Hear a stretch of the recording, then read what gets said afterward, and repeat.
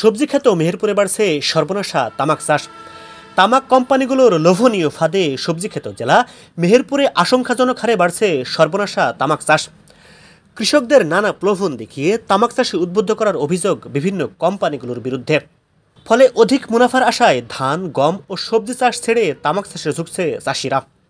অন্য আবাদের থেকে এই আবাদটা একটু টাকা পয়সা বেশি হয়, যা তামাকে আসে, কিন্তু গমে ধানে এটা আসে না। একদিকে কমছে জমির উর্বরতা, অন্যদিকে স্বাস্থ্য ঝুঁকিতে পড়ছে চাষিসহ সাধারণ মানুষ।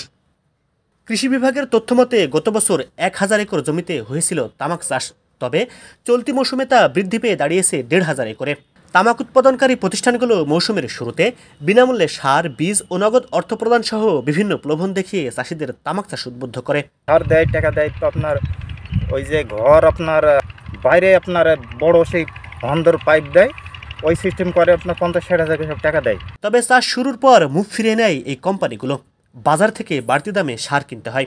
অবশেষে কোম্পানির প্রতিনিধির সুনজর ছাড়া মেলে না তামাক বিক্রয়ের নিশ্চয়তা। চাষিদের দাবি সবজির চেয়ে তামাকে লাভ বেশি। এছাড়া তামাক কোম্পানিগুলো যে সুবিধা দেয়, কৃষি বিভাগ সেই সুবিধা দেয় না।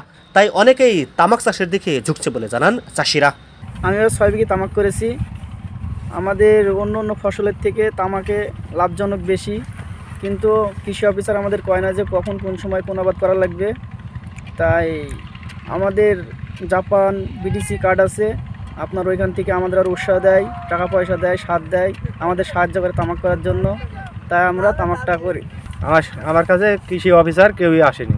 হ্যাঁ, এই জন্য তামাকের আবাদটা আমরা কেউ না বুঝলেও আমরা আপনার প্রয়োজন বুঝি, আর তাই তো অত্যাধুনিক ফিচার সম্বলিত বিভিন্ন সাইজ আর কালারের 250-টিরও বেশি ডিজাইন অপশন নিয়ে ওয়ালটন স্মার্ট ফ্রিজ বোঝে আপনার প্রয়োজন মতন করি।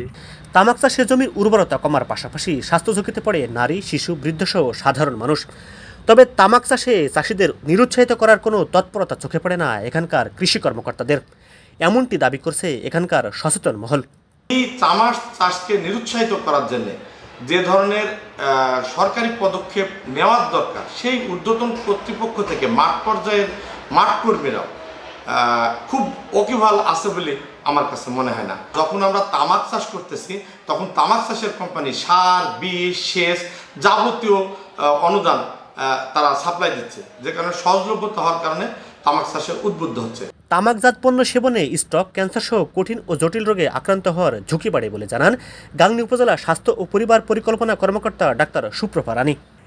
হেমোরেজ করতে পারে, স্ট্রোকের ঝুঁকি বাড়াতে পারে, হার্টে যেমন কার্ডিয়াক ডিজিজ, যেমন করোনারি আর্টারি ডিজিজ, এগুলো বেড়ে যায়, ক্যান্সার হতে পারে,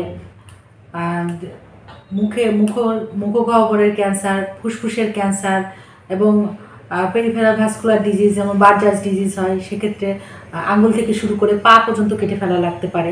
তামাক চাষ গত বছরের তুলনায় কিছুটা বেড়েছে, তবে তামাক চাষে নিরুৎসাহিত করার জন্য কাজ করছে কৃষি বিভাগ বলে জানান গাংনী উপজেলা কৃষি কর্মকর্তা ইমরান হোসেন।